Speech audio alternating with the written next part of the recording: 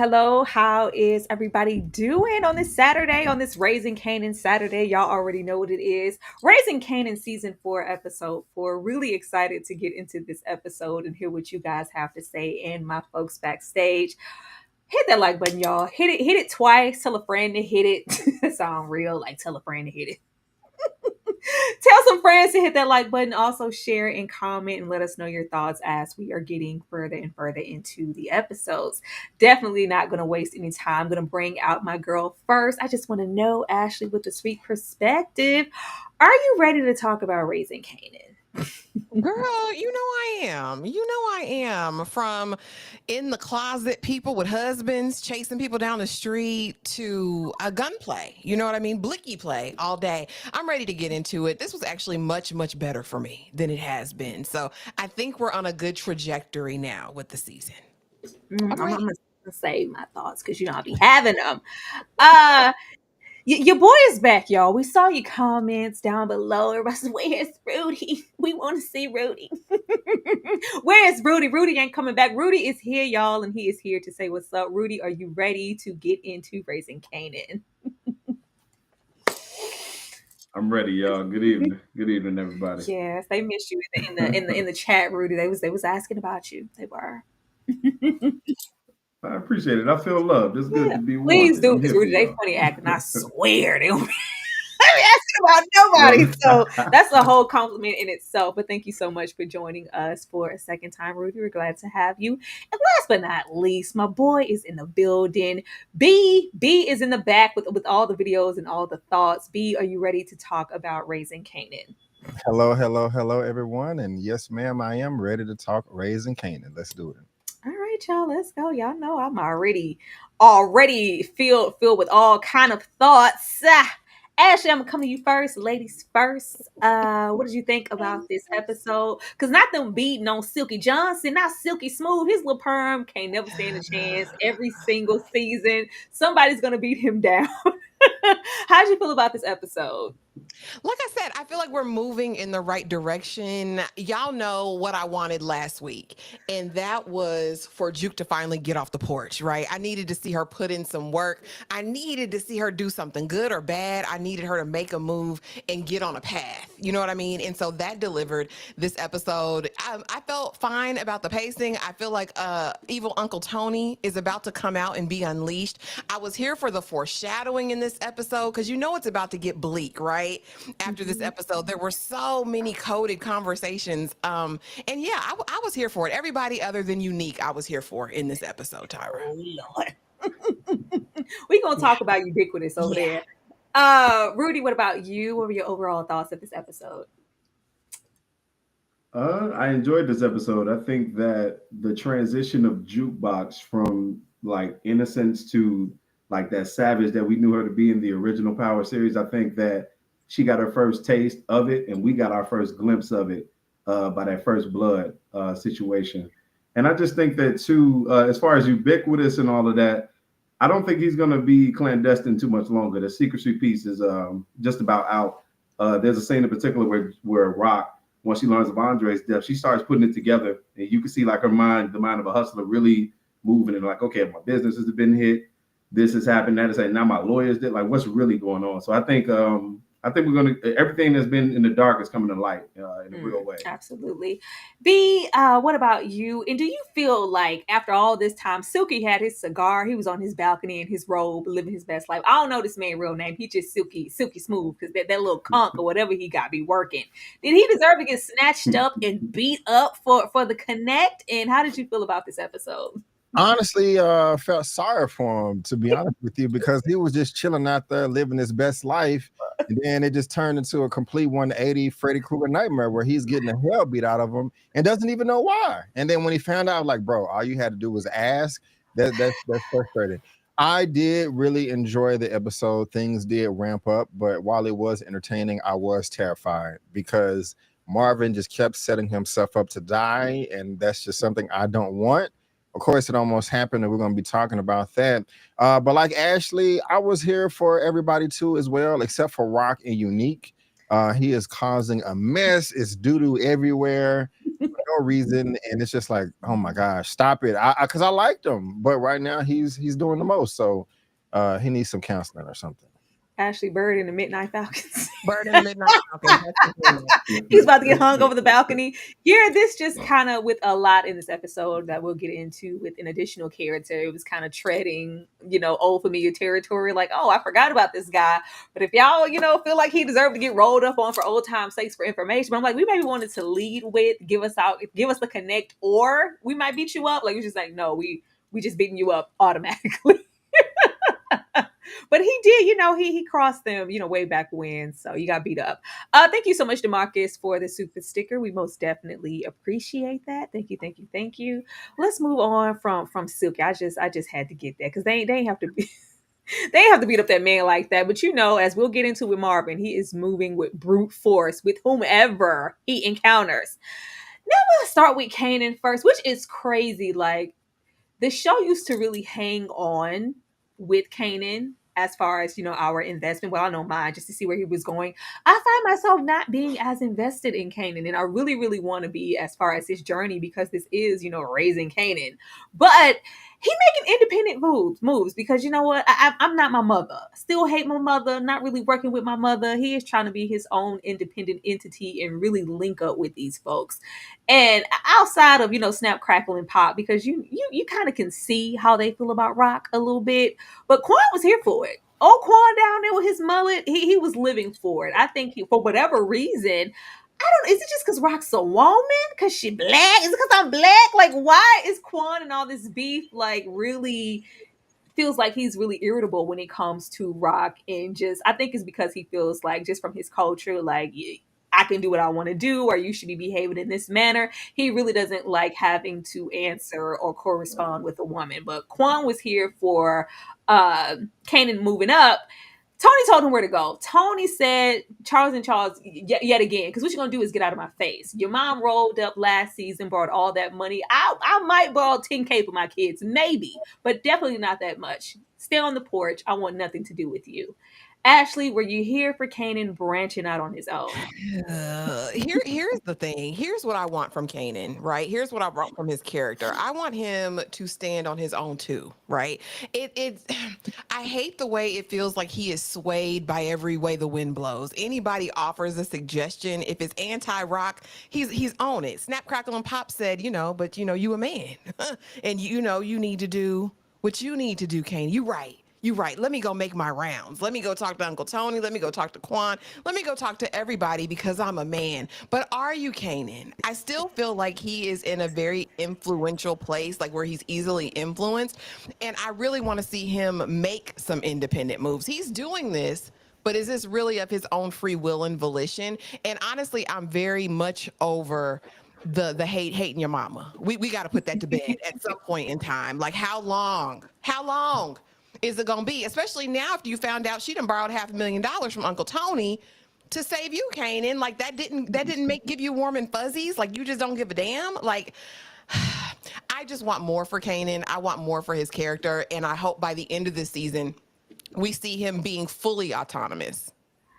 I will say I was at least here for Kanan playing into it when Quan was like, "Yeah, how's us, doubling down on the product going? Like, is it pinching your pockets?" He was like, "I mean, yeah, it's cool, everything's good. Like, I had no clue that you increased on us like that, but I'm gonna play it off and just kind of go with it." I'm here for him kind of stepping into it, but I'll be glad when the happening happens and we really meet Kanan, because this ain't the crazy yet. This is not the crazy yet. I don't know if we got to take our crystal to get there, but it's coming. But I do see him stepping more kind of overboard as to where Rock was just hoping that he would be happy to have a piece of the pie and kind of be in her pocket. I think he's going to be moving as his own separate entity, and she's going to kind of maybe be surprised. Rudy, what about you? I think with Kanan, as it pertains to Marquetti, I like that Marquetti kind of played him to the left like a little Benny Blanco type figure. If you're familiar with Carlito's Way. Benny's like, yeah, I'm this, I'm that. He's trying to kind of sell himself as his own, forge his own way and forge his own path. And we just played him like, dude. And it's funny to me that Marquetti called him on the loyalty piece, because the Italians, and me and my wife was talking about this, the Italians, as depicted in this show, are very disloyal. But the way they do it is very like they play the secret game. They'll play what we call the proxy game. So they'll use somebody to play disloyal while on the surface seeming like they're loyal on the surface, which is why like him and the Basellis are in the place that they're at now.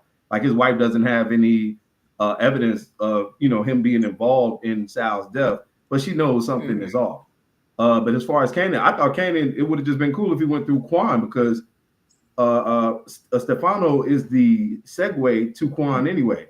When Rock was trying to get back into the game, he sent her to Quan. So it's like, I thought it was interesting. I'm like, why does Kanan even need to meet with Stefano outside of just posturing and just to, so the word can get back to his mother that he even tried to make a play, because we know that's what's going to happen. But if he really wanted to subvert her, just go through Quan, like going through Kanan would have just been enough as far as I'm concerned. I'm like, I didn't even think he needed to go to Stefano outside of being castigated by his mother at a later time. B, what about you? Were you here for Stefano, little boy, and Kanan? Because that's definitely what it was. And how do you feel about him stepping out on his own? Yeah, I do like the interaction engagement between Stefano and Kanan. I thought it was hilarious, and I respect him, for at least taking an audience with him and acknowledging, like, okay, I know who you are. I know you're trying to reach out to me. I'm not just going to ignore you. I'll give you 5 seconds. So that's cool. That's cool right there. I can respect that. But I'm actually with Kanan. I'm not saying that he's making the best decisions, but given the level of experience he has and his age and what he's been through, I don't blame him. Given all that, I think that he is making the best decisions with, all of his surroundings. You made a comment about Crystal. I was thinking the same thing. Maybe she is going to have to go out. Oh yeah, she for him to go over to the deep end. I don't want that to happen, but it's definitely going to be tragic, especially now because she's kind of turning over a new leaf. I don't want to jump too far ahead, but I do have a level of respect for her from what she did with another character in this show. So she does have value. And at the start of this season, I wasn't expecting Crystal to be there to support Kanan. And as far as like the decisions Kanan's making, he is a bit a bit of a sponge right now. But him moving out into another apartment, listening to Crystal, he's telling me like, okay, let me pay attention to my surroundings. Let me not just be stubborn. I like this girl. Let me see what she has to say. Okay, this makes sense. And so I respect him for that as well, because he could have been stubborn and be like, no, this is just an extra expense. And so, he got a new apartment. So I like that. And then him just trying to, step out on his own and not be under the umbrella of his mom. I mean, I don't blame him. She put a gun in his bag. That's just diabolical. She shot his father. Even before that, she was in front of him. And even before that, she was getting mad at him and lying to him about the relationship in the first place. And so, I mean, I don't expect anything else, because he's got nothing but lies, and manipulation for his mom. Even though it would be in his best interest to have business with her, I can understand how that's really difficult for him. I will say I do not trust Snap, Crackle, and Pop. They just always seem to really plant seeds. Everybody here just kind of have their own way when it comes to Rock, and it really feels like they just really want to be apart from her. But are you trying to manipulate Kanan for your own advantage, or are you really trying to help and get him to step out? Because I don't see y'all trying to help us. So they're very much about themselves. But I'll be glad when the decisions that Kanan are making are just based off of what he wants to do. What you saying, B? Yes, I don't like him either. Wendell just seemed like he got something in his pocket. But thank you so much, DeMarcus, for the super chat, who said Rock leaving Tremont alive will haunt Rock. Tremont and Abraham could retaliate on Rock or Marvin. That's what I be saying, DeMarcus. Like, we just laying out, handing out ass whoopings, and just, if you feeling froggy jump, like, we dare you. You don't have that kind of spirit. You're just gonna, if we've seen anything in this episode, there are people who are willing to roll up on you later and retaliate for whatever they felt like was clicks back then. But if they felt like he's just that inferior that they don't have to worry about him, we would definitely see what comes later. But yeah, I don't know if Silky Smooth gonna roll up or not. Let's see. Thank you so much, Sage at Bias, for the $10. What's happening, Rudy P and family? Tremont, the Silky Otter, the Silky Otter, almost liquid doo-dooed on himself, and yes, he deserved all of it. Treachery deserves no mercy, no quarter to be cut. Sup B, hey ladies, hello Sage, and thank you so much for the $10. It was the liquid doo-doo for me. Thank you, most definitely appreciated that. Yeah, I ain't forgot how he was moving. Like he double crossed him, so it was earned. It just was a really a surprise to see him roll up as far as a connect was concerned. I think we have one more here from DeMarcus. Let's see. I don't know why it's blocking here where I can't see it. Does that say Teresa? Teresa Boselli. Mm-hmm. Okay, I can't see yours for whatever reason. If you can read it, actually say it, because something's unique of Pernessa. Girl reminds me of Unique and Pernessa.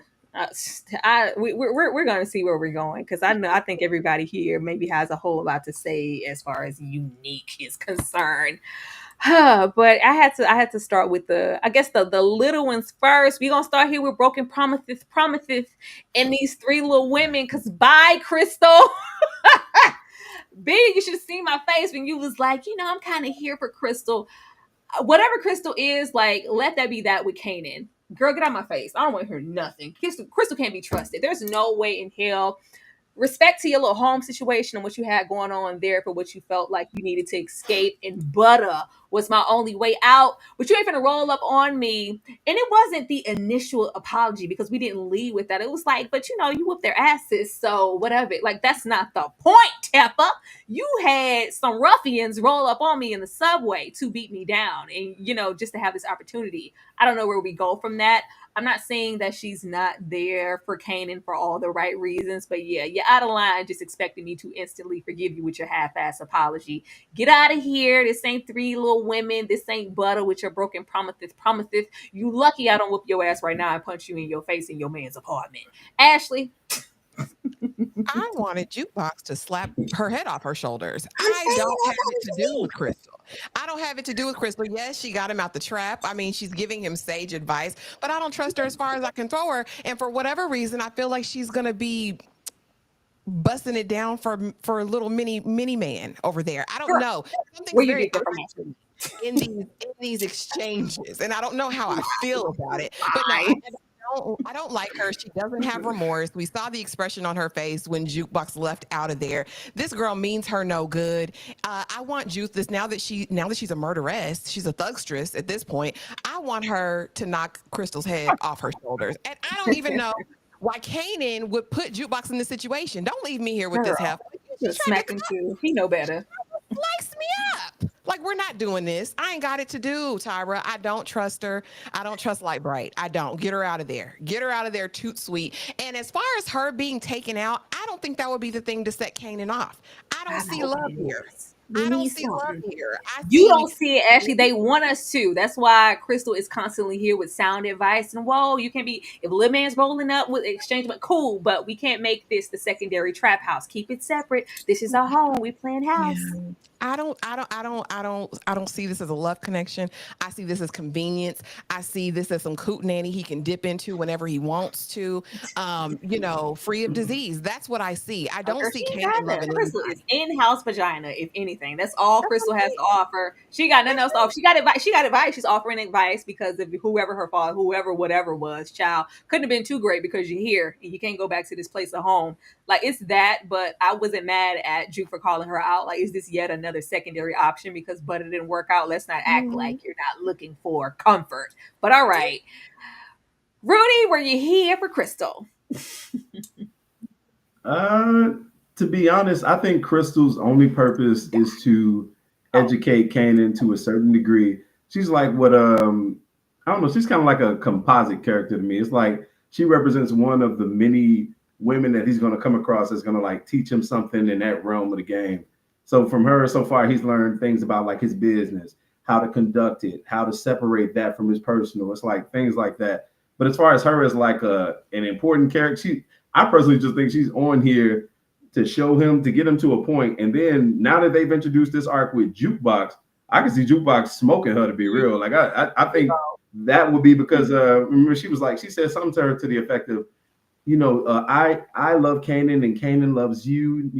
Some when she brought that part of the game into it, I said, okay, she's gonna smoke her. Like that's what's gonna happen because I think Chris is gonna do something that's gonna potentially wedge or at least present herself as a wedge between her relationship with Kanan. And we know how it is at this time. Although we do know the future, we know now that no one means more to Jukebox than Kanan. And if Crystal ever presents a threat or poses him a danger, maybe that he doesn't see, I can see Juke get completely taking her off the board. So I think she's cool for now. But by like episode 6, 7, definitely 8. I don't see her going past 8, but like right around there, I think it's a wrap for Crystal. And I think Juke could be that's different because before I was like, oh, this is Kanan's Renee. Every night I wonder why my shorty had to die. This is Kanan's Renee. He gonna be crying about his shorty and it's gonna toughen him up. This is his Lost Boys moment. But I was like, maybe it's not. Maybe this is a moment for him to find out and for Juke to find out, helping you not who you said you are, and now I gotta take you out because it's one thing to mess with me, but you're messing with Kanan. I'll be here for that. Shoot her now. B, what about you? How are you feeling about Crystal and these broken promises? Because girl, you sent them folks to beat me up. Promises. First, Rudy, good take. I didn't think about the Juke taking out Crystal. That's interesting. That may happen, but at the same time, I'm thinking, is she going to take out 2 people this season because of how it ended? But no, we'll see. That would be a lot. But let me clarify, Tyra. I am not Team Crystal. I respect the fact that she did apologize. It's better than nothing. I mean, it's the least that she can do. I'm not expecting Juke to be like, oh, we're going to be best friends. That would make me cancel the show if Juke did that. That would be ridiculous. But no, I don't trust her either. Crystal may be an opportunity to like, okay, I don't know if it's genuine because she could just be like, I'm here now. I want to be with Kanan. I really do like him, or I'm just trying to manipulate him. I don't know yet. But her doing this, pulling a Trojan horse is the best thing for her, if she is trying to be next to Kanan, because it wouldn't work if just Juke hated her. But she could be being honest. About the whole Butter thing, I'm disappointed how they kind of just skip past that. I was really, really looking forward to, how that was going to pop off, but they just kind of concluded that quite fast. But going back to Crystal, yeah, I'm not Team Crystal. I don't trust her, but Her apology is better than nothing. And if it is 100%, I mean, if it is genuine, I mean, it's the first step of many that she needed to take. I don't know. Rudy just messed up the game because I thought they was gonna try to endear Crystal to us, get us to like her, so they can take her out. If Juke shoots her because she a liar, deceiver, heartbreaker, oh, that'll make my day. Thank you so much for the super chat. Snaps and Pops probably got half the police department on payroll. They've been in the game too long not to have eyes on the inside. Psycho Juke is lit. Absolutely. Yeah, I caught that when they walked out and it was like, yeah, we keep them, palms greased so they don't bother us. Rightfully so, but just how deep does that run and how much control do y'all have? Will y'all try to utilize those cops, for other nefarious purposes? I'm wondering. I don't know. But thank you so much for the super chat. Most definitely appreciate that. DeMarcus, what you got going on with the $5? Thank you. Lulu and Imani could try to recruit Crystal to help be real. Oh, Lord. I saw you comment down at DeMarcus about what if she try to roll up on Berilla. Child, Crystal, if it is, that'll prove to us that she is absolutely an opportunist and she's looking, for the higher ranking to get her where she needs to be, especially if it comes to singing. That's really her avenue. So she'll definitely trump a Berilla over a Crystal. But if that results in her getting shot, I don't think she have to do something pretty bad to get shot. pretty bad. Thank you. Let me see. Let me get this one here. Marvin's tussle with the husband is a reminder of what irritated me about hood cats in the 90s trying to be hood tough with train killers and got cut up. Oh, we gonna get to Marvin because Marvin, we ain't going nowhere without the blicky. Absolutely not. We just not. We not. I'm taking it in. You ain't got to pull it out and wave it around, but I'm taking it in just for those purposes. Over there, listen in the jukebox. Oh, we got Lulu here. Lulu's I'm looking for a new love. Lulu got a new love, y'all. Now, it is, we don't get automatically into the new love interest realm as soon as we meet her.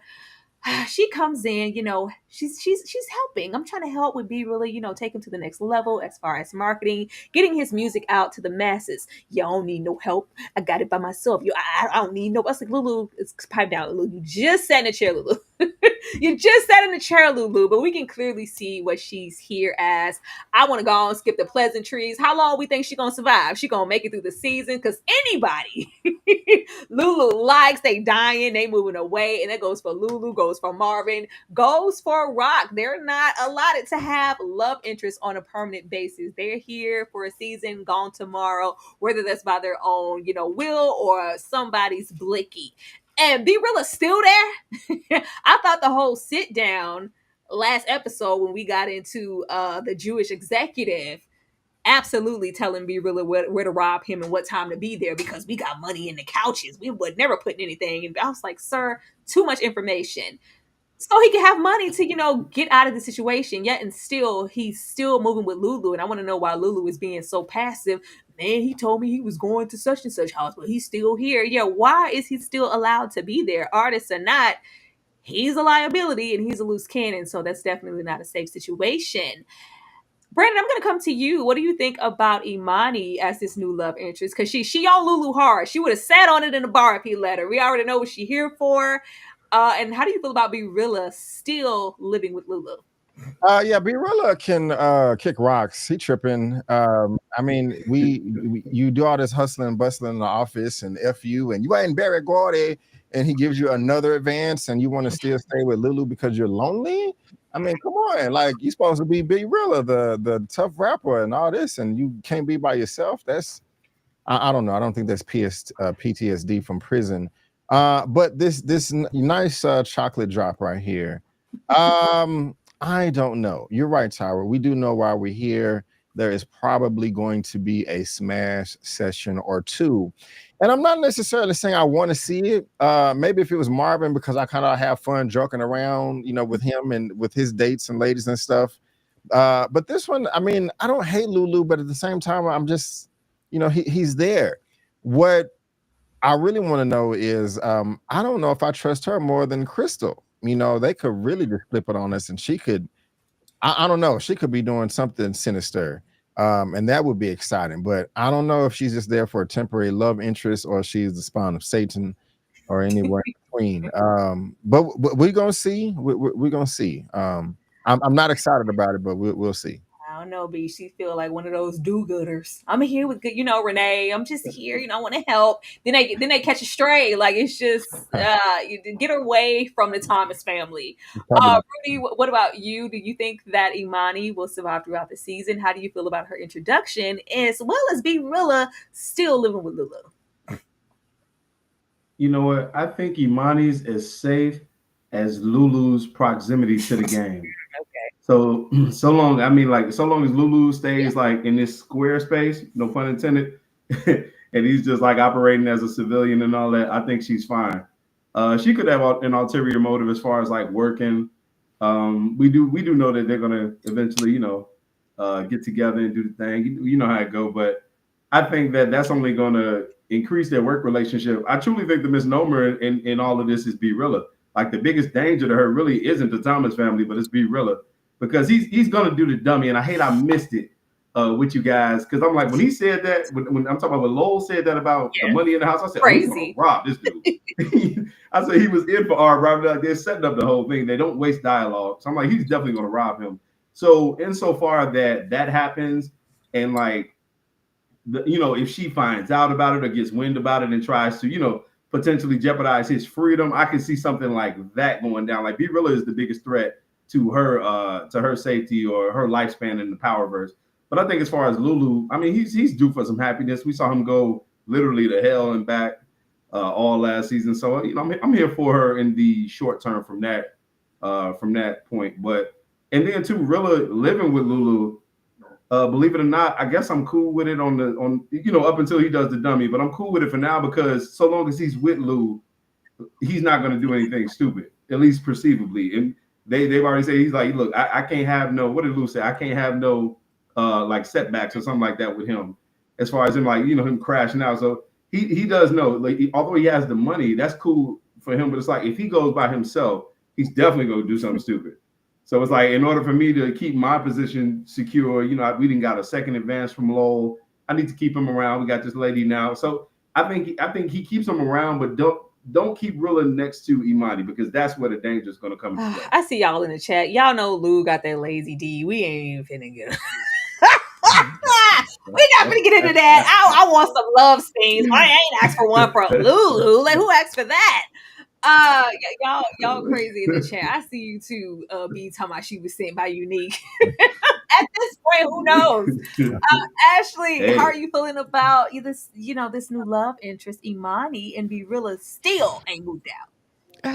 So here's the thing. She gives me Gemma vibes from The Chi. She gives me Franklin Saint's baby mama from Snowfall. There's something about her that's just not. It gives very much you need me. I'm gonna make your life better, Lulu. You're gonna take this. You know what I mean? Like I don't know what to make of her yet. It would be dope if she was like an undercover agent and she had her own secret motivation. I'd be here for that. But Lulu, no woman is safe in the company of Lulu. And as far as B Rilla, I don't know why he's there. Every song is about unaliving somebody. Or stealing from somebody. Call a paramedic. Like B Real is probably because it's so obvious to me. Like it's very much in my face that he is going to help send Lulu back to AA again. I feel like it's going to drive him back to the bottle. I think it's going to be compounded by whatever happens to Marvin. I don't like this proximity, and I'm wondering why he wants to get close, so close to Lulu. And then I also didn't like when Kanan pops up. I think that's I didn't like them even passing in that way because it makes me feel like we're going to see something between them later on, speaking to B Rilla and Kanan. But I mean, we'll see. Imani's a beautiful girl. Let's see what Lulu does. The other thing I don't like is don't play on a Chocolatey Sisters top, sir. Because all them other ones, all the others. You know he like him a Latin. Now being kind, trying to wine and dine, and you giving her pushback. Don't play in her face like this. Don't do that. No, he like it. Lulu, I want to make a record. I'm trying to be famous. I can sing too. He likes some of that. You already know. Don't. Hey, we ain't seen Lulu with no chocolate. Give him a little time to cook. He been through a whole lot. But yeah, it's the I don't need no help. I was like, Lulu, you literally just got here. You just got here. Take all the look. Even when the dude was like, you know what, yo, she kind of like a big deal. Like she's really like, yeah, I don't need nobody. You hired me for a job. Lulu, please. I will say that that record exec, he's very smart, but the least smart thing you could have done was get over there and tell that man you have money under your mattress. Now, when we're talking about Lulu rolling on over into maybe a relapse situation, I think this is what it's gonna be. Because you can't tell me Famous not dead. At this point, I'm not even like, is Famous dead? No. Who killed Famous is where I'm at right about now because he clearly gone. He is gone. We get confirmation where he's like, yeah, sis said he ain't nowhere down there in Cali. Kanan, she sounds worried. Kanan's even like, yeah, I ain't heard nothing. I don't know. Bing, bang, boom. I think Famous is dead. I don't think we're gonna roll up on Famous off. What y'all think? He offshore somewhere sipping a Mai Tai? Famous is dead. My only question is who would have killed Famous? And like I said earlier, as Marvin was picking up Lulu from rehab, and it's just like he spoke on Famous and spoke on situations, spoke on snitching, and if that and the third, and if they ever thought that he was a liability and he would snitch, they have taken out, people closest to them, for less, even when they didn't even do nothing. So I don't put nothing past them to have to shoot Famous. I really don't like the note of us getting such an intricate character maybe killed off on screen or kind of closing him off in that way.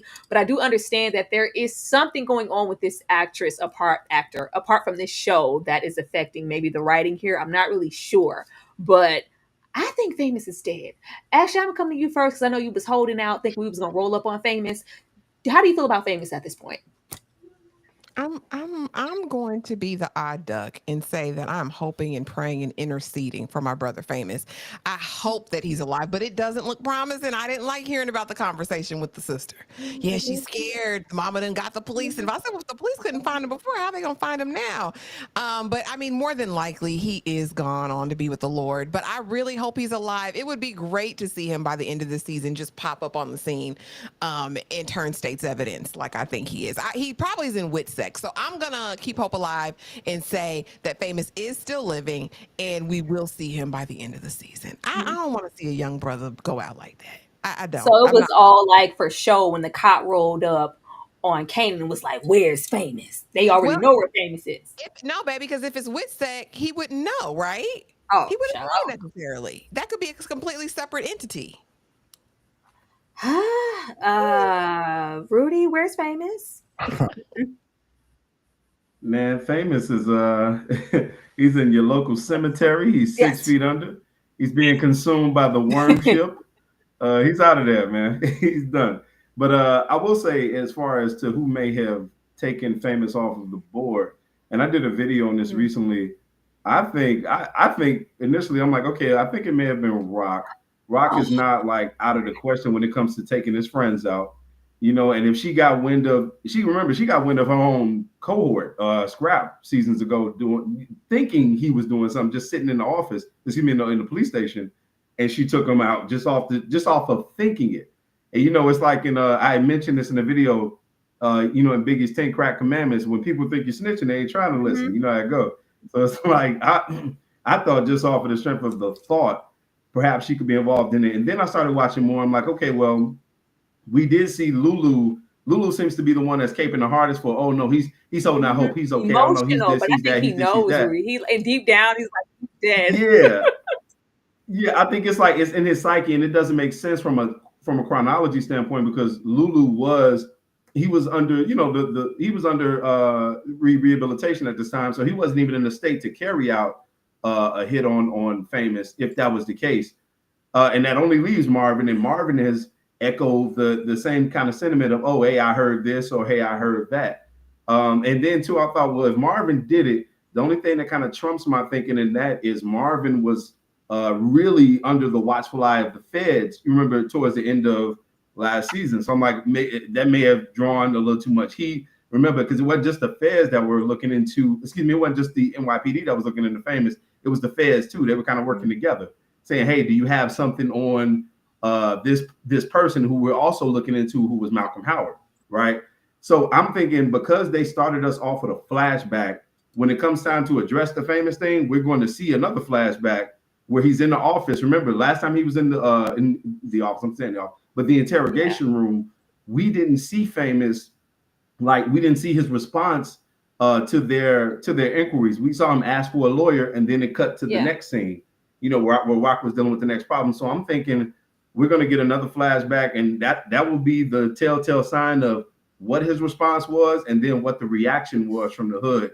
I was thinking maybe if it's not any of the Thomases, when the only one it could really be is Rock, then maybe Freddie's people, or even more insidiously, Famous himself Oh potentially no. could have, could have buckled under that pressure, because I thought to myself, well, hey, if I got the weight of the world, and that's really the 411 song is nothing but him hashing out the weight of the world, and that's why it resonated so hard. But it's like he could have buckled under that same pressure. And then I was like, okay, well, when Lulu turns off the radio, it's because of that dark place that he was in when he was helping create that song with Famous, and not necessarily because he had something to do with his Yeah. disappearance. But if he feels deep down that he's disappeared, then he can't entertain that song in that vibration any longer. It's going to bring him back to a like you say, to a Yeah, I relapse think kind of this would be space. the catalyst more than anything, because like he knows deep down when he's been through this enough, like he just can't admit it to himself now. And I see y'all being real interesting in the chat. A lot of you do think that he may be in witness protection, and a couple of you do think that he's dead. Even DeMarcus here said, "What if Ronnie smoked?" I mean, Ronnie was all wrapped up in Juliana getting them dry humps on the couch, so I don't know when he would have had time. Thank you, DeMarcus. B, what about you? How are you feeling about Famous? I don't know. Do you think he's alive or in witness protection? Well, first I have to address what you said. I didn't think about it, Tyra. I think you may about that it could be them trying to work out something with his contract, or Mm-hmm. that's always a possibility. That did not cross my mind. So great job there. And Rudy, I agree with you as far as the flashback. I think we are going to get some type of flashback, because I was thinking that. But I don't think he's dead. I think he's alive, and I don't think Rock did it. I think he is afraid, somewhere hiding out. I don't think it's witness protection. I'm not making a joke, but I think he's in like a halfway house, crack house somewhere, hiding under the stairs, like real for real. Or he may be like at a storage facility, renting out one of those, just stuck in there because he doesn't know what's going to happen or who's after him. I just don't think he's dead. That would killing him off screen like this, or even if they showed it in flashbacks, would piss off everybody. I mean, man, and I think they have more sense than that. So that doesn't even, no, I don't think that's happening at all. But Famous is alive. I am predicting that we are going to find out what happens to him by the end of episode 6, and it's going to have our jaws on the ground. That's so distinctive. B, why episode 6? I'm just Just guessing. Well, we most definitely have over 125 people in here. Be sure to hit that like button and show us some love. I'm going to give you guys a minute to do that. And we're going to come right back. R.I.P. Famous. We go. I don't want to see you cry. Got some questions that I gotta ask, and I hope you can come up with the answers, baby. Girl, it's easy to love me now.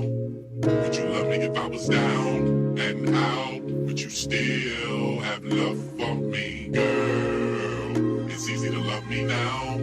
Would you love me if I was down and out? Would you still have love for me? If I fell off tomorrow, would you still love me? If I didn't smell so good, would you still hug me? If I got locked up and sentenced to a quarter century, could I count on you to be there to support me mentally? If I went back to a hoopty for my bands, would you poof and disappear like some of my friends? If I was hit and I was hurt, would you be by my side? If it was time to put in work, would you be down to ride? I doubt, kill a nigga, cat, chill and drive. I'm asking questions to find out how you feel inside. If I ain't back, I flip burgers at Burger King. Would you be ashamed to tell your friends you're feeling me? In the bed, if I use my tongue, would you like that? If I wrote you a love letter, would you write back? And we can have a little drink, a nightcap. We can go do what you like, I know you like that. Girl, it's easy to love me now. I'm telling you, Ash, I'm going to go back and remix it so we can hear. I love you like a fat kid love cake. You know my style. I say anything. I I feel like we missing that.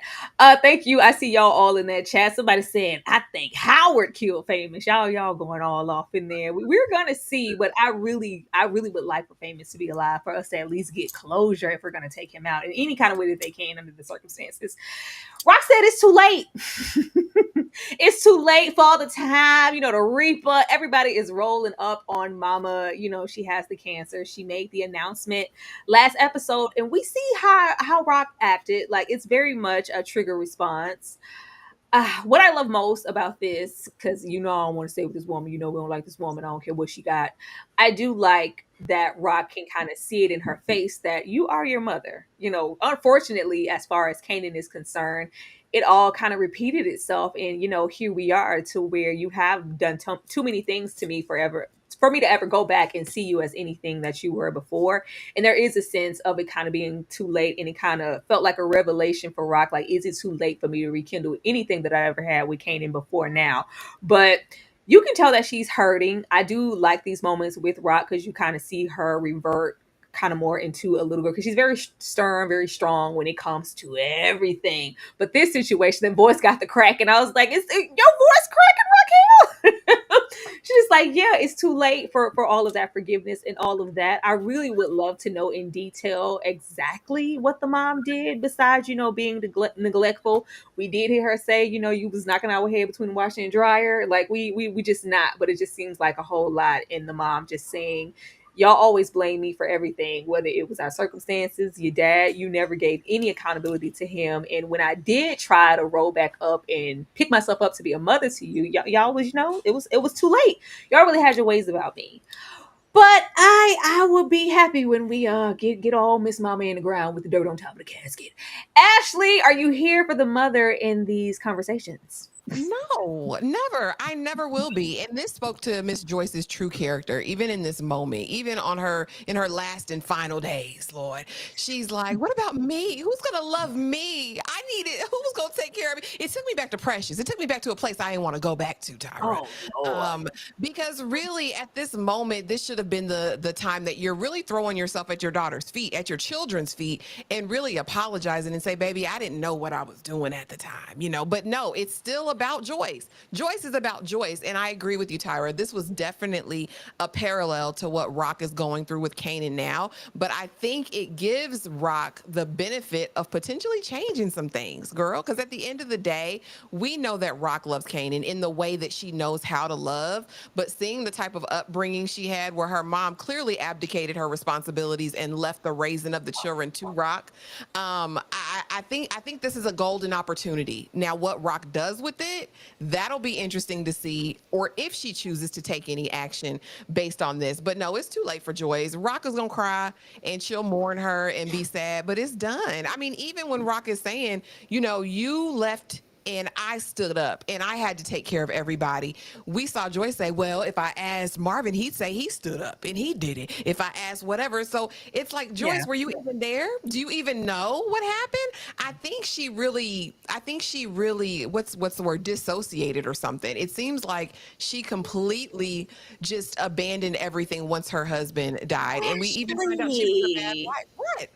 I feel do. sorry for her. Just No, I don't give a damn. I don't. But I do think Rock is too big and grown and knows how life is for her to be coming with this energy. But it makes sense. If we look at Kanan holding a grudge, he got it from his mama. He got it honest. I don't know.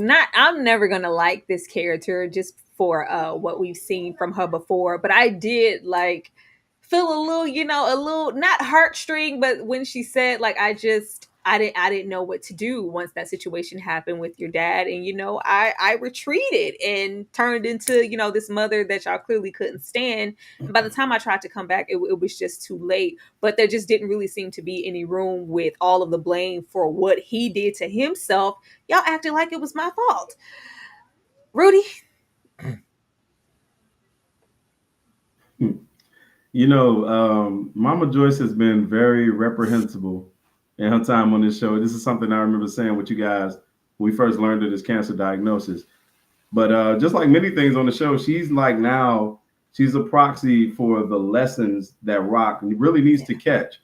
And forgiveness is a major theme that they're running here, because now the very forgiveness that she's refusing from her dying mother, she's going to be pursuing from her son. And we can see, I'm so glad, Tyra, that you brought up that quote when she said, by the time I was ready to try, y'all were done with me. Y'all had washed your hands of me, right? But remember, right after that, we see Rock going to this denial, like she's shaking her head, like, no, no, as if to say, no, I still have time. I still have time to make it right. And then remember when her mother, right after that, said, when you're dying, all you got is time to think. Do you know what it feels like to be to be dying and to feel like no one's gonna miss you or no one's gonna, something to that effect.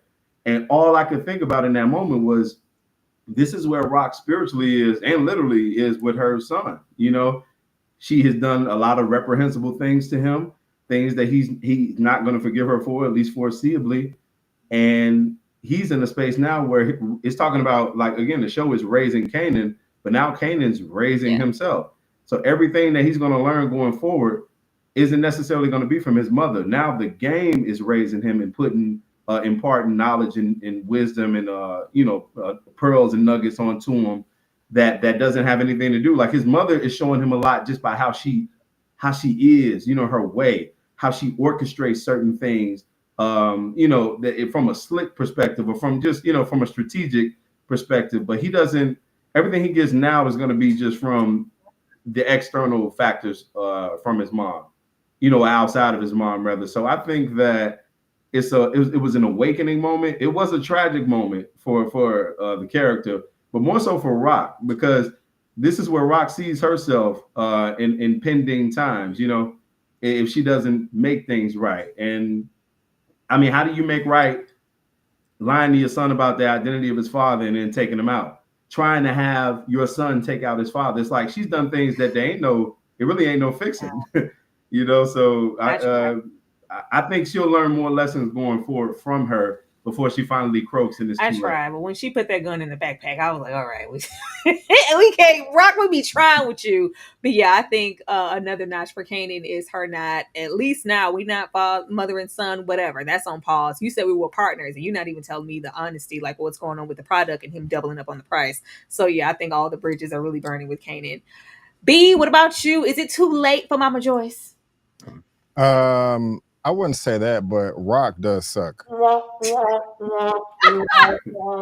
sorry, I couldn't help myself. She's horrible. I was furious with her and all of her energy in the scene right here, because what is Joyce supposed to do? Get mad? What, you gonna tell us you down over some pot roast and cornbread and collard greens? Like, I mean, how is she supposed to tell you? I mean, she did a great job to me. She wasn't asking for forgiveness. She wasn't asking for sympathy, empathy. She wasn't making any excuses. She would just let her know that I'm dying. And I mean, I don't understand. Was she gonna call you, text you, send an email? How was she supposed to say anything? And the way the Rock acted in this episode, in the last episode, really did piss me off. It did. Now, also, Ashley, you did make a good point, because I did not, about her saying, "What about me?" and the precious thing. I didn't look at it that way. So, good observation.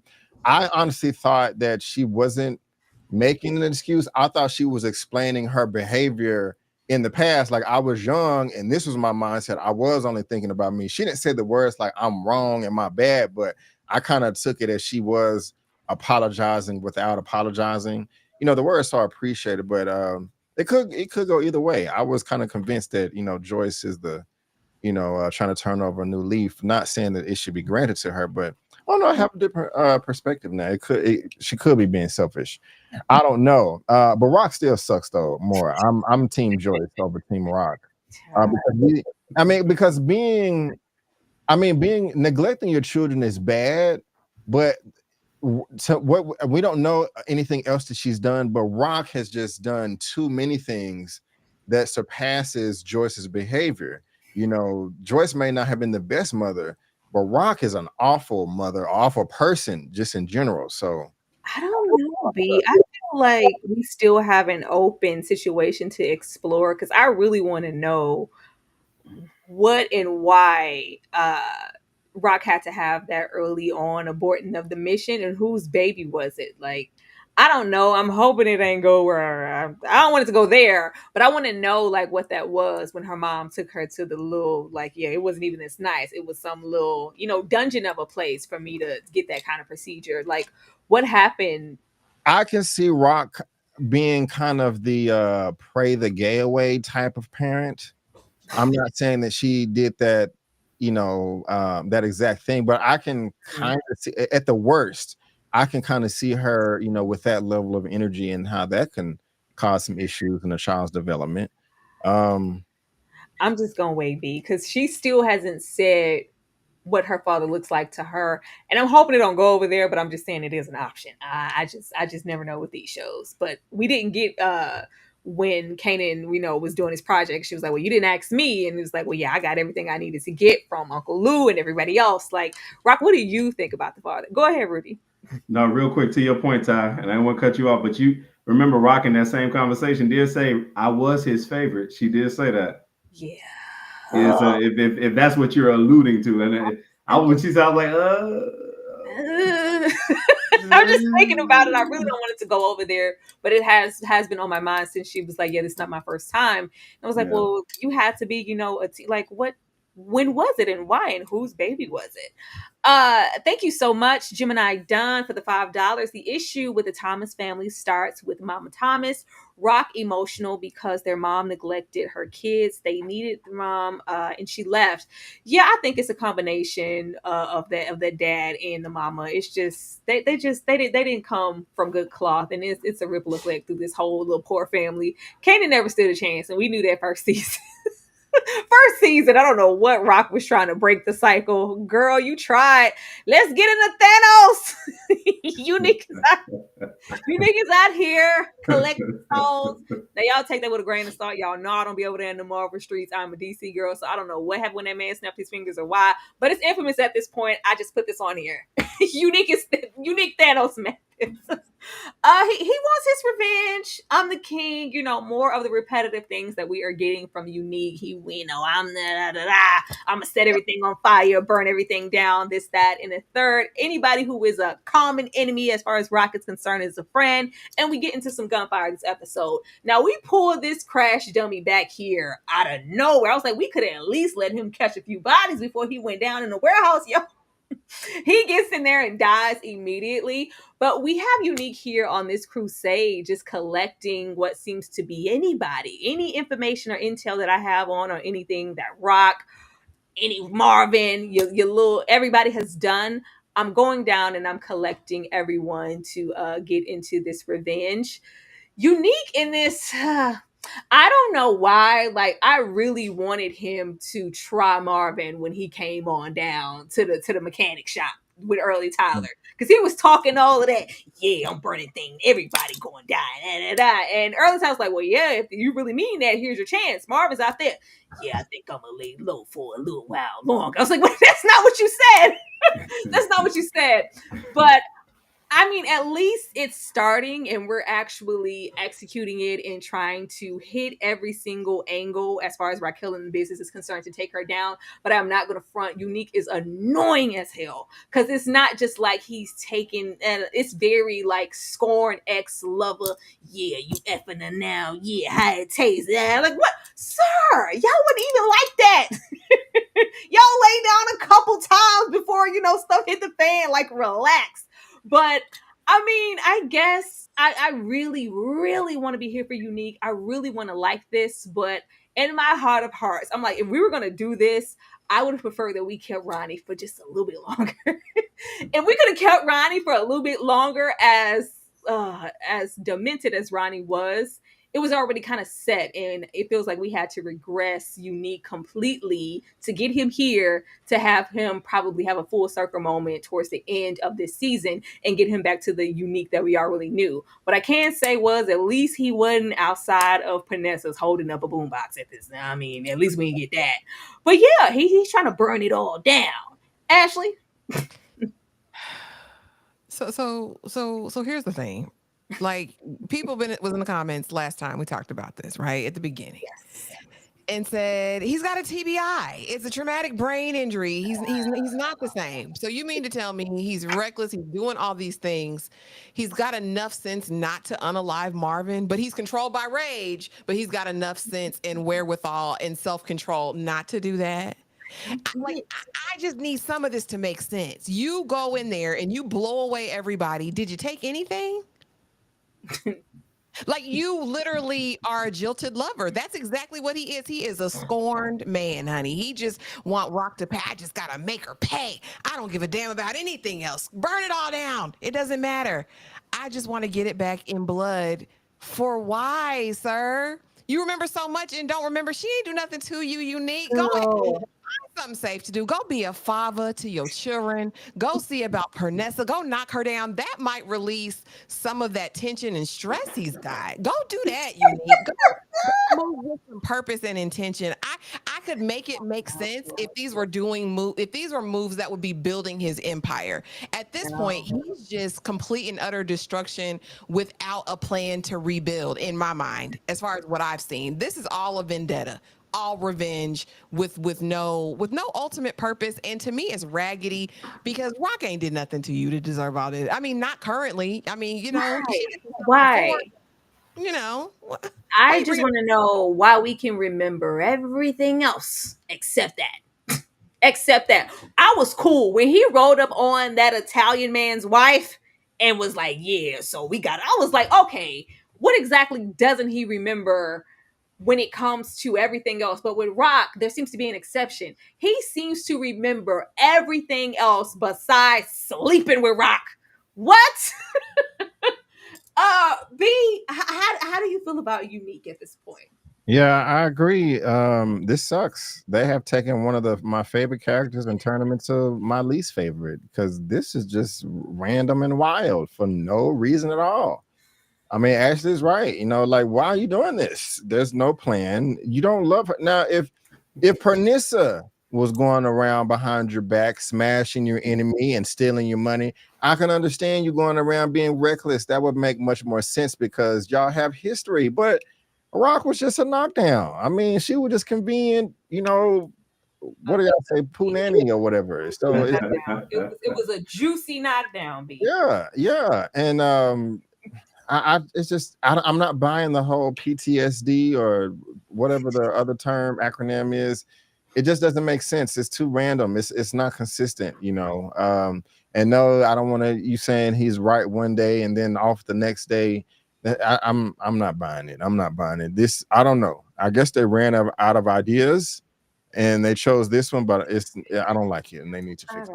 I would, if they 100% committed to it, that would be fine. If he was just moving on his own validity, I can't go back and try to retrace that. You mean to tell me you can remember this little, whatever this man name is up here in the corner to go all the way back to Jersey? Like, yeah, you remember that time when she said I was taking up? Like, you remember that. You remember the Italian woman, but we don't remember, hey, I made a little amends with Raquel. We was actually hunching once upon a time. Rudy? All right, so a couple of things. It's first of all, the TBI piece, I think they kind of greatly exaggerated the effects of what that would be. Because it is selective chaos. I do agree with y'all. The chaos is selective, and when you have a TBI, it's supposed to be a constant. Like, if you feel like Rock is the enemy and Marv is right there, and you feel like you can sneak him, wouldn't have been no man. I'm gonna come out, but no, though, it's no Carmelo Anthony pump fakes in that situation. You're coming out, you're gonna snuff him. He know he can't take Marvin, so we know that you're half crazy right now. You're not for real crazy. And the fact that he's strategic thinking, even the earlier episode, remember we saw Unique giving money to Pernessa. He was leaving her money. He's leaving his kid. You know, so he knows certain things, and he's subject to certain things. But to the interesting piece about him and Rock, so it is Joe to Lover stuff. But I'm gonna tell y'all, go back to the first episode. There was a scene in there, and it's a flashback, mind you, right?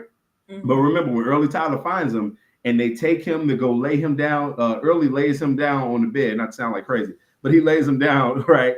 And he leaves him. And Unique he's muttering certain things to himself. And one thing he says is, you know, tell her I love her though. He confessed right there. He was talking about Rock. He confessed that there's a love existing in him from Rock, which is why he's hurt by the fact, or even the thought. Now, this is where the TBI thing come into play. He's hurt by the thought that she would betray him, knowing that they were once an item. He was laying up with her, and in that time, maybe she didn't necessarily love him, but he definitely had feelings for her.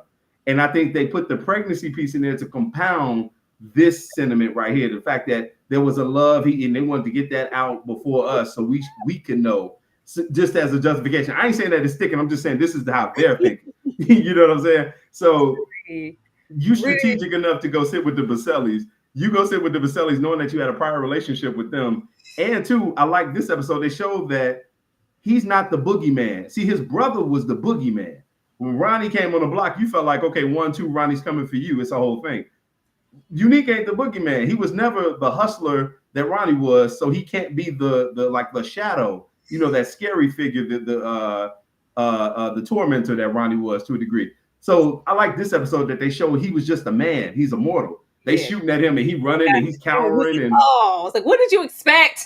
Yeah, it's like okay, he's just a man. So now he's going. We saw him going to appeal to other people because he knows, okay, I'm not who I think I am. Even in my twisted, scrambled brain, I'm not who I think I am. And I think they're just using the Baselli, the former Baselli Association, to segue the relationship with his wife over to the guy. I forget his name, but he played in The Wire. He was like the direct conduit to the Greek, that character from season 2 of The Wire. But he's, they're going to get to him because he's the New Jersey boss in Baselli's absence. And I remember like early on introducing new characters, they kind of showed this guy. So they're using all this so he can have an association with him, so he can use him as like an ally. But Unique is not who we think he is, or who he's been, been purported to be to us, Rudy, if we go into the next 2 episodes and he going to the tailor, getting his jacket, all his gold jacket. Yeah, don't give me that. This should be a shell. We shouldn't even see any hints of Unique. He should be a whole new person. It's still there. I think we're gonna have Unique end up right, like still, smooth fur jackets. Like it's gonna be right back there. So I'm like, why would we play with this thing of his mind being altered? Like y'all playing with us as an audience right about now. Thank you so much, Jonah Dunn, for the $5. Psycho, Unique, just Miss Rock, Cat. That's all it is. That's all it is. It's just too potent, Early Tyler didn't listen to the doctor who made it clear Unique not the same. His memory a bit altered. I mean, selectively, but sure. Sure. It seems only altered when it comes to Rock. It seems in place with everybody else. Like, we're gonna see, but yeah, don't play with us as an audience. If we're gonna commit to him being insane in the membrane, let's go all the way. Don't have it just be when it comes to Rock, especially behind some cat. You're supposed to be an OG. Like, what are we doing? Marvin, don't piss me off. Don't piss me off, Marvin. Oh, Marvin, why would you bring this snake? This seems so contrived to me when he was like, yeah, that advice, and yeah, you get, since you was just that good of people, I'm gonna bring you all down here to Stefano and vouch for you. Why? Why? This just I don't know what's taking so long for them to find that, I'm a top earner. When we gonna find that black ball man on the floor so we can get to that? I don't know. Maybe he's still laid out in the middle of the damn pool hall. We haven't got there yet to know how Stefano would feel about Marvin moving on his own energy and taking that man out.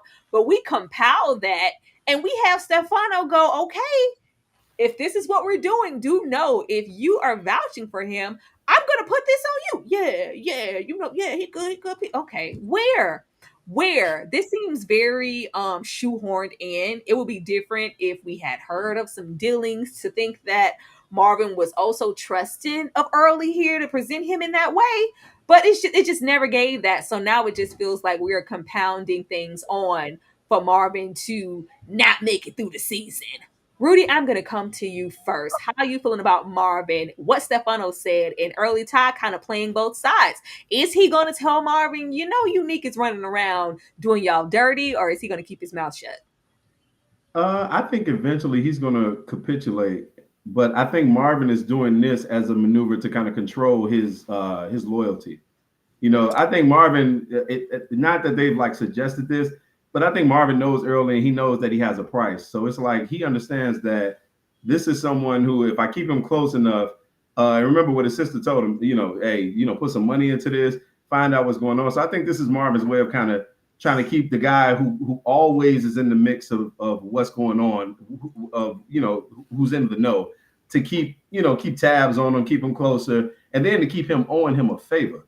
I think Marvin understands how early moves. So he's like, hey, if I keep him owing me something, I'm eventually going to run into this information or get what I'm trying to get. As far as the guy he killed previously, if you remember, he was on the phone with Stefano. So he did tell him how it went down as far as like knocking him off the board. He told him, like, remember I think it was right before Juka came in from the army or one of them situations. But he did stuff. So Stefano knew that he had killed that guy. So he's kind of killing two birds with one stone. He's like, I'm gonna make it right with Stefano by putting somebody in place, while at the same time, juicing for information because he owes me now. I think it's one of those type of situations.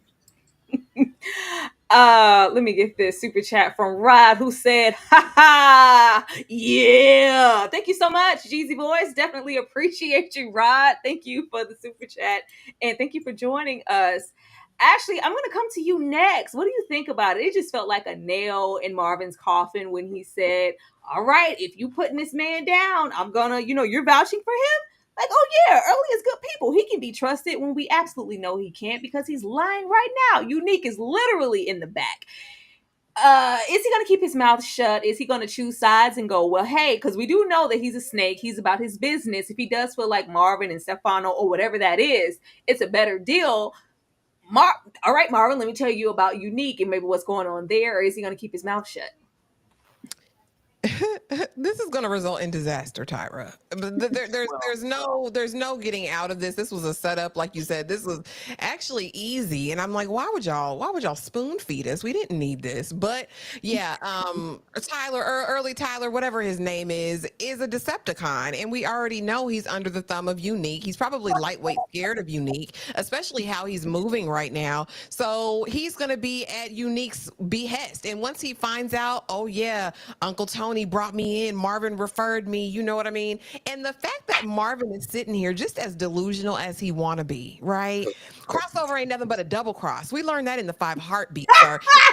Always gonna be smoke in the city. I need Marvin to grow a brain because I loved him last season, and the way that Marvin is moving nowadays, it's sending me. He signed his writ at this point. He's on his way out. It might be by Uncle Tony's hands. Like, this is the worst possible decision you could ever make. And the fact that he blatantly said it, and if something goes wrong, Marvin, the blood's on your hands. Like, you got to pay the price for that. Oh, yeah. This is my guy. He's not your guy, Marvin. You don't have any guy. He ain't learned that from the reporter last season. That wasn't your guy either, Marvin. Marvin has very bad discernment. I need him to stay up under a rock and just do what she says. That's what I need from Marvin. Out like we season 4, you still trying to branch out and show that you the big brother, and I got ideas too. You still trying to see him beat the situation. We got. We see what he got shot on the roof. Alan Payne didn't make it out of New Jack City. Why are you acting like this? I could see that, and I know that'll be hard for Rock, and I'm sure Stefano will be like, yeah, this is what it was, and she gonna have to get an okay, like, yeah, if you got to take him out, you got to take him out. That will be heart-wrenching, but you over here being dumb. Somebody said that Marvin is out here on GTA missions. Absolutely. B, how did you feel when this happened, and what do you think will happen as far as early Tyler and him vouching for him as far as Stefano is concerned? First, hilarious at the GTA missions, and again, I got to steal that Decepticon line. That was nice. I like that. Fresh. I laughed a lot. I was just on mute. But as far as it's concerned, I agree. I don't think it's the best decision that Marvin is making. I don't mind him paying off early, to get information. Like, hey, if you hear something, here's $20, $50, $100, or whatever. But for you to vouch for this man like this one, we have no history of these two. That's just doesn't make any sense. I mean, maybe him like that, but we, the audience members, don't. This is a new relationship for us because this is the first time Early has popped up in the whole show, right? Yeah. Yeah. So it was mentioned, but not in like this full-on capacity. Yeah. So I mean, if he was around in season 1 or season 2, that'd be cool. Oh, Early's back. You know what I'm saying? He did the thing when it helped Marvin. Okay, so but this doesn't make any sense right here. And again, he has done nothing this season for us to even remotely think that he's cool. You know, I mean, he picked up Unique and that was fine, but he was getting paid for it. So that's just the job. He wasn't, doing a solid for a homie or anything like this. So and again, Marlon is doing the GTA missions because we still got to find Rock knows, and we haven't came to that confrontation yet. So you doubling down and tripling down, it's gonna be a disaster. And I guess they are setting him up to die. He needs to retire and be a good daddy to Juke and send her to college or back to the army, and that's it. He got enough money. I really don't want to have Rock have to take Marvin out. Oh, at this point, you're moving slow out here, son. I don't know what else we could do with you. I just don't know. I would hope it would never come to that. Thank you so much, DeMarcus, for the $5. I would love for Unique to remember that Marvin shot at Unique and Jerome, his son, and smoked Marvin. Jukebox could retaliate and smoke Unique. I don't know how deep this selective memory goes, DeMarcus. Who knows? Who knows? He could roll them up and I remember when you came in and y'all swapped out my jacket that one time. Who knows? All this, it just seems to only apply to Rock. I don't know, but I just we don't have to have Marvin moving like this in these streets. Thank you so much. It says the episode should have been called Side Quest for Everyone. Every damn body was on one. Yeah, everybody's on their own side missions, and we're gonna have to come together. I should hope that Raquel wouldn't let Marvin be out here being a lone ranger for too much longer. Because look what's happening. You're bringing early Tide to the table. Oh, Ashley, let me check it, child, because I ain't seen it. Is there a cash app? Did I miss y'all money? I did. Who is this? This is Rod. I feel like it's Rod. And it is. Thank you so much for the $10. Most definitely appreciate you. Thank you, thank you, thank you. I want to show y'all some love because we got 170 people here. There are 170 people here. I would love 170 more. Let me show y'all some love. We're going to be right back. Let's take a look at Unique because he's going to be back in this position before the season is out. Don't start to take something. Well, because feelings for me, Rock. Talking crazy.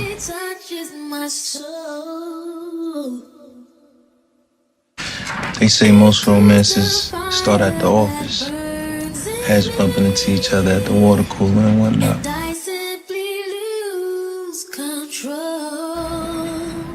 just wondering if you ever favor me like that. We ain't got no water cooler. And the last time I checked, you and me, we was trying to kill each other for a hot second.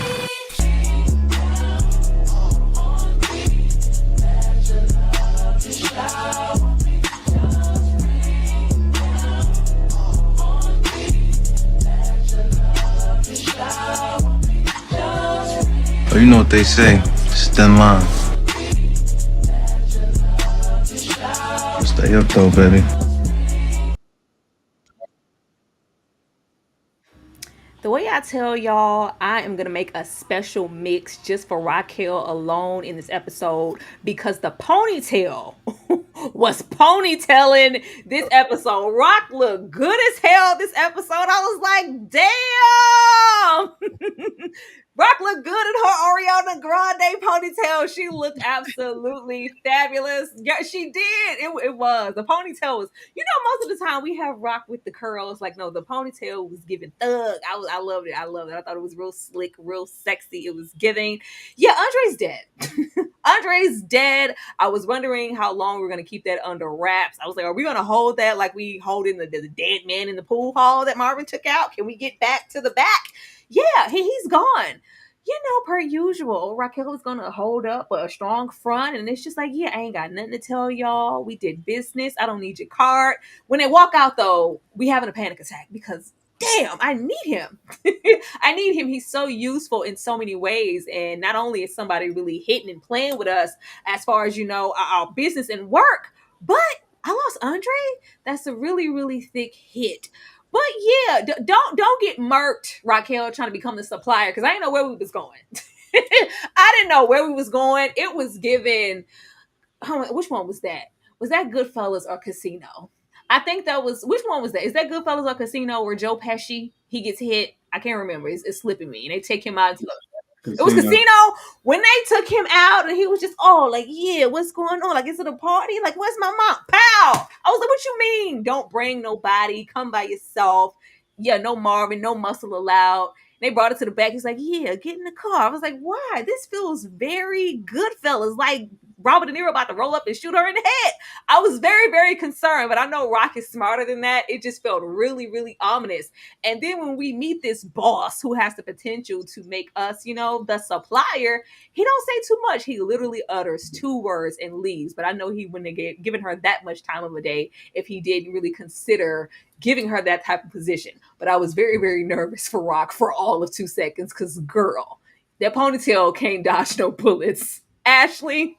Girl, because why are you going anywhere blindfolded? I'm not going anywhere with you where I can't see or feel or hear where I'm going. But no, I'm excited about this move. Y'all know I wanted her to be in position to be the connect, because why are we still doing this? Like, girl, you be the supplier. I want this for her, but I'm scared for her. I think this is a whole new caliber of person that she's going to be dealing with. Like he said, you know, this is interesting. I usually don't do this, but this might be interesting. So I'm just really concerned about these terms and conditions and what she's going to get herself into if this goes according to plan. But I'm here for this Rock. This is the Rock I've been waiting for all season. Yes, she bad. She looked good. Okay. She looked good with that arm posted up in the doorway. And now she's really got to put her big girl panties on and get back to business. I need the Rock that we met in season 1. I'm wanting full villainy now. I'm wanting full cutthroatedness from her moving forward. But I love this for her. I wanted this for her because stop going through Quan, stop going through all of these little intermediaries, girl, and you become the plug. I like it for her, but I am scared for her, Tyra. I'm nervous. I was just saying, Rudy, what about you? Did you feel like she was about to get whacked the way she was walking? It was giving, you know, that ending of Goodfellas where everybody trying to close up shot and tie up loose ends and everybody started getting whacked. It was scary for a second. Yeah, it did. I thought it was that. But also it kind of reminded me of like some Narcos type stuff too. I'm like, this Escobar cat, he is, you know, he's like, I'm like, she about to get kidnapped or, you know, what's really the deal? But I do like this move for her because she has a lot of enemies on all sides. And I think that with this, there's going to be some breathing room. It's going to liberate her from a certain perspective as well. I mean, even with her own son, it's like she has a lot of vultures circling her. So to separate herself from the pack, while also maintaining the upper hand to the point where eventually, not so much like Quan and these people, but all the underlings who are trying to get their business back, in this case, notably, it'll be Unique. He's going to be in a situation where if he wants to get back, he's going to have to come to her. You know, like the roads to the game is going to go through her. So she's going to have a lot of leverage going forward by, succeeding in this way and making this move. And it'd be interesting to see how it affects her relationship with Kanan as he's trying to also, because it's like she's doing this and they were running parallel with him trying to do the same thing with her old connects, so it's like that's the dynamic I kind of got from it. I'm like, it's gonna be interesting to see how it affects them. Is it going to make them competitors to a degree? Her being a supplier and now Kanan trying to get his own thing off the ground and stop trying to go through his mother or associate and commingle his business with his mother. Are we going to see a situation where they're going to be at odds from a business perspective? It's going to be interesting to see. And B, what about you? How do you feel about the sit down? And did you fear for Rock's life just a little bit when she went to get in the car? A lot of bit, but the ponytail was ponytailing. Even though she is evil, she is fine. It's a shame that she can't be a nice person to be fine. But what I did like is she did look vulnerable. She did look scared. She looked like she did not have control, and that's cool because you're raising the stakes. We always hear of bosses, and they stuck the landing with this boss. Like, oh, we're going through the restaurant, and you got to show up the next day alone. We're going down an alley, getting the car. Then you show up here for the guy just to give you 2 words. I mean, that's like he ain't effing around. He's not effing around, and Rock may bite off more than she can chew. And she's trying to sell out this up while Unique is going around causing mayhem and chaos. Yeah. So I like that she looks scared. I was nervous for her. I'm not saying that I would be sad if she died because I think she sucks, but it is nice to see her shook a little bit, and not a control. And then especially when she did find out her Aunt Andre died, she was just like, "Crap, what am I gonna do?" That's cool right there. It's nice to see her in the panic. Oh yeah, we can't lose it now. We need somebody to walk on around in the Gucci bodysuits and the fur coats. B, we need this. we need her to be walking around being fine. You see how unique running around out there about it. Yeah. Catch a body for your pride. Juke was just trying to be in the club, okay? Juliana, the early years, rolls up on her at the bar and was like, "Hey, can I buy you a drink?" And she was like, "No, I'm cool. Like, oh, you just new to this, but it's a comfortable situation. I'm trying to be out. This is what I'm here for." We're not outside 5 minutes with our new friend before our old ass husband rolls up. And she's like, "Oh, girl, just keep walking." Promptly, I was like, "Nah, Juke. Not you let this man get the one up on you and push you on the ground, girl, and scrape up your face." How many dudes have we stumped out in Timberland boots up to this point? Like, use that army training, but he got one up on her. He snuck up on her. It was a sucker punch type of situation, but Marvin, as per usual, and y'all know we love Marvin. Marvin gonna ride for them babies. Uncle Marvin rolled up on his white babies last episode, and he's here for Juke in this one. Like, who put their hands on you? Because we don't do that around here. Marvin, who has been moving as judge, jury, executioner, and everything else since this season started, was like, I'm just gonna go talk to him. I'm Marvin. But who is this? Somebody's little tight ass husband? Yeah, fine. If you want me to leave the gun in here, I'll leave it in here. Marvin was handling business, for a little bit, but the man had some fight in him. Went for a knife, and Marvin is this close to getting out of here. Juke comes through with the save and shoots this man down. But we don't just shoot him, we shoot him and we smile about it. Like, you know what? Felt kind of good. I was like, Juke, you could have killed ninjas in the army. You could have killed as many as you want to in the army. You could have fought, you could have shot your blicky in the army. But where we have had Juke since the show started being, floundering, lost. What is my purpose? Do I want to go to school? Do I want to do the army? No, I'm just trying to figure it out. This catches her energy in her eye, though. She felt real good taking that life. B, I'm going to come to you first. How did you feel about this? Oh, I almost crapped my pants because I was afraid that Marvin was gonna die. When she was like, "Leave the gun in the car," I was like, "Oh my gosh, how many minutes do we have left in the episode? Do not leave us on a cliffhanger with Martin bleed like, Junko, there's the money."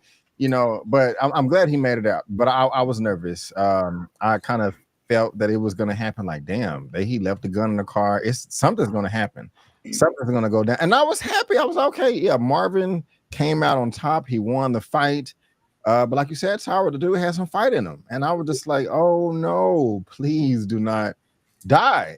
He didn't. It broke my heart that Juke had to shoot him like that. Of course, Marvin is going to take the blame for it. I can't wait to see what happens next. This is going to make them closer. I wonder how they're going to play it, though, because when they do stuff like this, sometimes they sweep things under the rug. And it's only something crazy for the two characters to bond together and, enhance or destroy their relationship. Or this may carry on to the end. I don't know who his friends are. They may come back for revenge. I don't know. But hopefully this is a sweep under the rug thing, because I don't want this to, bring Marvin down. But also, I know Juke is not about that life, but I always get frustrated when they shoot to kill. Like, you could shoot him anywhere else. We needed her to shoot the kill, B. I was here. I was like, yeah, Juke, yeah. Finally. I've been waiting on Juke to catch a body for 4 seasons now. I was here for it. It was giving Juice. It was giving Bishop. Why you gotta hold the gun? Because I already got it. Like, I'm holding the gun. I'm happy to hold the gun. First person say something I don't like, I'm shooting you in the alley. I'm excited for Juke. Girl, shoot 2 more people next episode. Rudy, how did you feel about Juke catching her first body? Man, I'm just glad we're here now. I like the victim of her environment. Oh, excuse me, the someone who felt like they were. Well, yeah, I'm right. The victim of her environment finally becoming the product of her environment. Like, that's the transition that we saw. It was almost like a rite of passage. We saw her in the first season kind of lamenting, it's a messed up place that we come from, Kanan, and this and that, and then she tries to overcome it. Okay, I'm gonna sing, I'm gonna be successful, and then the environment keeps pulling her back, and not of any fault of her own, but just her association to her family. Now she doesn't have any control in that. Did she say, "Skip it, I'm gonna go to the army. Surely I can get some control there." And she finds, I can't even be myself in this place, So she comes back to her home and she starts rejecting everything that would once entangled her. You remember her old association. She's boosting clothes and robbing, all this stuff that felt too familiar. She says, "I'm coming into my own now," And I just thought that all of it culminated into this one moment where she finally is like, "I'm gonna own this. This is something that is empowering." And I'm not the victim anymore. I'm the rabbit with the gun now. And I only think it's going to be compounded by a lot of more instances of savagery, which is why earlier when we were speaking about Crystal, I said, "Oh yeah, I can definitely see her smoking her," because now it's like it's whoever want it. Like how you said just a few moments ago, whoever get in my way, you look at me wrong, you say something I don't like, it's up. Because now I got something that is giving me a renewed sense of purpose and a renewed sense of power, which is something that I've been robbed of in every moment, in every instance up to this point. So the fact that we saw her, and again, the fact that we saw her, she did save her father. Obviously, is going reforge a bond with them and just make them even more closer. They've been through so much, but the character that she did it against was someone who was very little important. So we know it's not about the character that she killed or whatever the case like that. It's the act itself and what is gonna do to her psyche and her character going forward. So I'm all here for it because I think we're getting close to the Anika Noni Rose version of Jukebox. Like this is the start of that. It was, Rudy. It was. You think you that bad, man? You think you got that much juice? Like she got the juice now. She got the juice. Yo, Marcus, thank you so much for the $5. I wonder how would you feel when she finds out that Mara's husband was a veteran? Detective Garcia would question Jukebox about the death of A. Ron. I don't think she gonna care. I don't think she's gonna care. I think Juke is gonna be really going off of like the adrenaline, like, oh, like I really killed somebody. I think Marvin's gonna be the one like, so are you okay? Like, do we need, it's gonna be like, leave it alone. Like that is really not that deep. I think Marvin's gonna be the one that's just gonna be a little inconsolable, like, not my baby. I didn't want her to be out here catching bodies. I think Juke's gonna be fine regardless of who this man was. And Ashley, how did you feel about Jukebox catching a body? I was here for it. Yeah, you know that she needs some direction. So at least now she has a purpose and she's got a mission and she liked it. She unalived somebody and she liked it. And so not only is she coming into her own in terms of her identity and embracing her sexuality, now we have this other part of her. And I think it's kind of a full circle moment for her. It was like when she pulled that trigger, it was like, oh, this is home. This is where I needed to be. This is where I belong. And so I do hope that we get tapped in to all of the work that she put in before becoming the adult Jukebox. I'm absolutely here for it. As far as Marvin, if somebody don't take him out, he's going to jail. First of all, that was a Marine, okay, or some sort of retired serviceman. I saw the flag up there. And like, why do you go into everybody's house thinking you could beat everybody up, Marvin? Like, that's wild work to me. I don't matter who it is. Marvin's DNA is all over that place. So if somebody does come and investigate a crime, he's the one going down. It's his blood everywhere, sprinkled about. But no, I'm here and I love this for Jukebox. Like I said, my ultimate vision is her and Kanan working in tandem, she being the enforcer and him moving product. I'm here for that alliance. And I think that'll actually help Kanan go to the next level if we see that. I am. I'm just here, like, yeah, Juke, shoot some more people before the season go out. At this point, I feel like Juke was like, yeah, we need somebody on the inside. Let me go and become an officer of the law. I'm still gonna be corrupt as hell, but y'all gonna have somebody on the inside, doing a little intel to cover up all the family's dirt, because that smirk was diabolical. It was giving the Omen when Damon smiles at the camera, like, yeah, I'm about to catch multiple bodies. Ash, I'm gonna come to you first because I know you never want to give anything. What are your predictions for episode 5? We find out that Famous is in Witsec. because it was a federal agent that got him in the program so that he can turn state's evidence because he is a snitch at the end of the day. I hope that Crystal gets taken out next episode. Take her out. Maybe Jukebox takes her out. Maybe that's Jukebox's next body. I'd be absolutely here for that.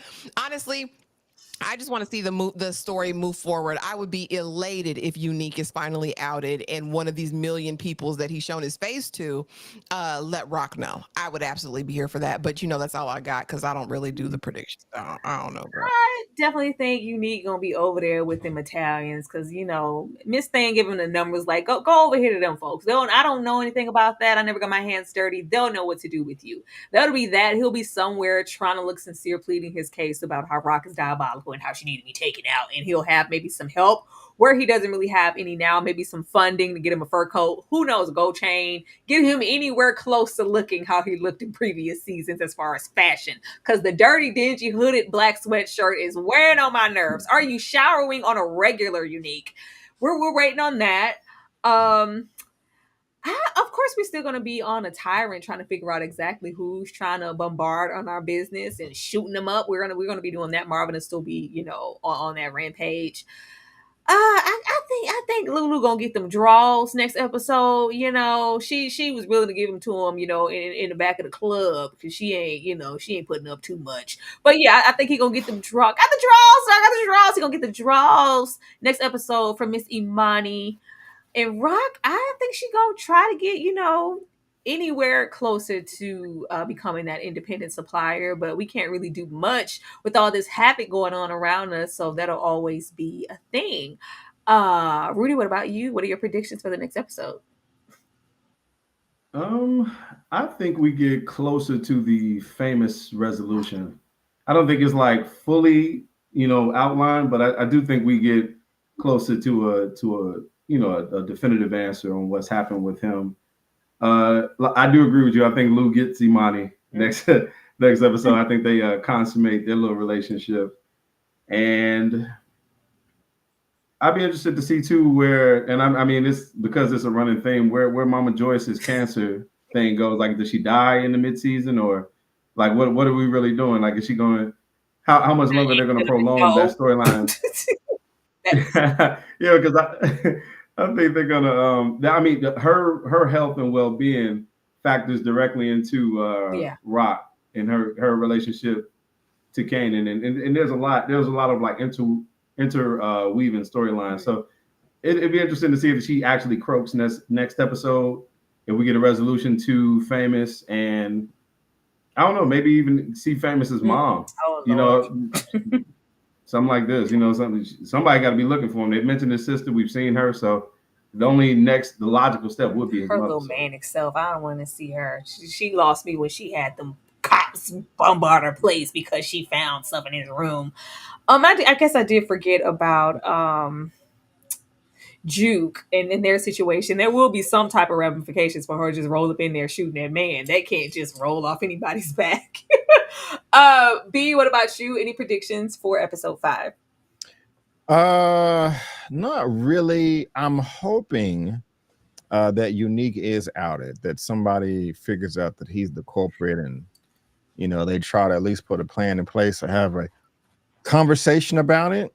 Of course, there's going to be some type of aftermath of Juke getting her first body.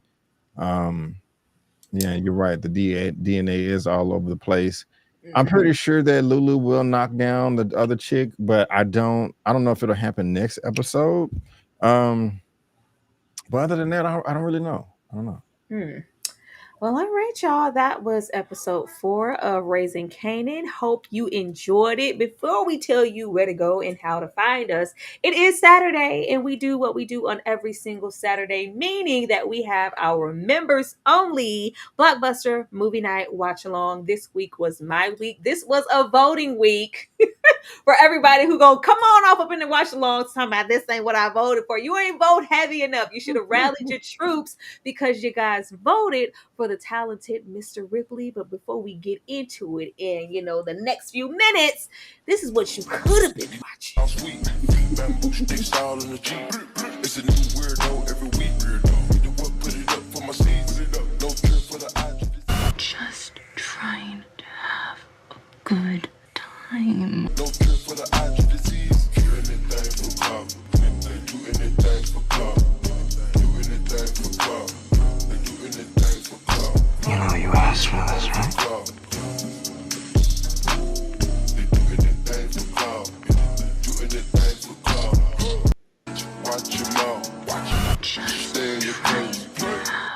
get out the way. Then your ass can pay. No disrespect. You tripping, but we love, yeah. Swapping out cars with my. I bought her the Lambo, she bought me the ring. Swapping, practice, make practice. Nigga, it's never too late. Devil, out of the state. Soul out the state. Then I get the bills up out of the bank. The clock at the media fake. Shorty, I just. All right. Anybody who is a member, get on over there in the Discord right now because we're going to be getting into the talented Mr. Ripley. Rudy, I'm going to come to you first to let the people know what you have going on or coming up on your channel. Thank you so much.